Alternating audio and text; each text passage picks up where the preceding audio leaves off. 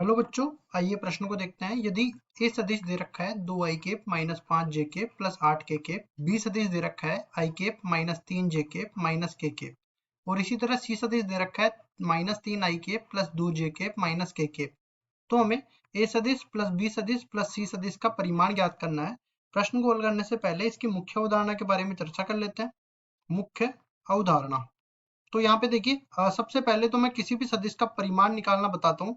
यहाँ पे मान लो कोई भी सदिश दे रखा है ए, इसके घटक इस तरह से दे रखे हैं X I cap Y J cap plus Z K cap. इसका मतलब ये है कि एक्स दिशा में ये एक्स इकाई जा रहा है, वाई दिशा में वाई इकाई जा रहा है, जेड दिशा में जेड इकाई जा रहा है। ये आई केप जे केप और के केप क्रमशः एक्स वाई जेड की दिशाओं में इकाई सदिश को व्यक्त करते हैं।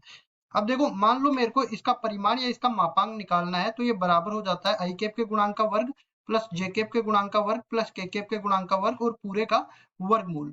अब इसी तरह मैं सवाल को भी हल करूंगा। सवाल में देखो यहाँ पे ए सदिश दे रखा है 2 आई कैप माइनस में 5 जे कैप प्लस में 8 के कैप। इसी तरह बी सदिश दे रखा है, बी सदिश क्या है आई कैप माइनस में 3 जे कैप माइनस में के कैप और सी सदिश दे रखा है क्या माइनस में 3 आई कैप और प्लस में 2 जे कैप माइनस में के कैप। अब सबसे पहले तो मेरे को निकालना क्या है ए प्लस बी प्लस सी सदिश, मतलब तीनों सदिशों का योग मेरे को निकालना है। तो इसमें क्या करेंगे आई कैप के गुणांक को आई कैप के गुणांक के साथ जोड़ेंगे, जे कैप के साथ जे कैप के गुणांक के साथ जे कैप के गुणांक को जोड़ेंगे और के कैप के गुणांक के साथ के कैप के गुणांक को जोड़ेंगे, मतलब संगत घटकों को जोड़ देंगे। तो यहाँ पे देखो आई कैप का गुणांक यहाँ पे 2 है, यहाँ पे 1 है और यहाँ पे -3 है। 2 और 1 3, 3 - 3 0 के बराबर, 0 गुणा में आई कैप। अब देखो जे कैप के गुणांक को जोड़ेंगे तो -5 -3 -8, -8 और प्लस का 2 माइनस का 6 जे कैप। इसी तरह देखो यहाँ पे के कैप का गुणांक 8 और -1 7, 7 - 1 6 प्लस का 6 के कैप। ये आ गया।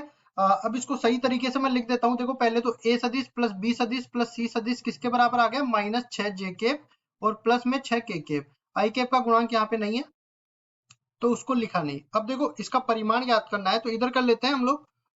ए सदिश प्लस बी सदिश प्लस सी सदिश का परिमाण या इसका मापांक ये बराबर हो जाएगा। देखो आई कैप का गुणांक का वर्ग 0 और प्लस जे कैप का गुणांक का वर्ग मतलब -6 के गुणांक का वर्ग और -6 का वर्ग और के कैप का गुणांक का वर्ग मतलब 6 का वर्ग और इस पूरे का आ जाएगा वर्गमूल। कुल मिला के यहाँ से 36 प्लस 36 ये बन जाएगा और जिसको मैं लिख सकता हूँ 6 वर्गमूल में 2 के बराबर। मतलब कि ए सदिश प्लस बी सदिश प्लस सी सदिश ये तीनों सदिश जो थे हमारे पास, इसका परिमाण किसके बराबर आ गया 6 वर्गमूल में 2 इकाई के बराबर। और यही अपना उत्तर है। आशा करता हूँ ये सवाल आपको समझ में आया होगा।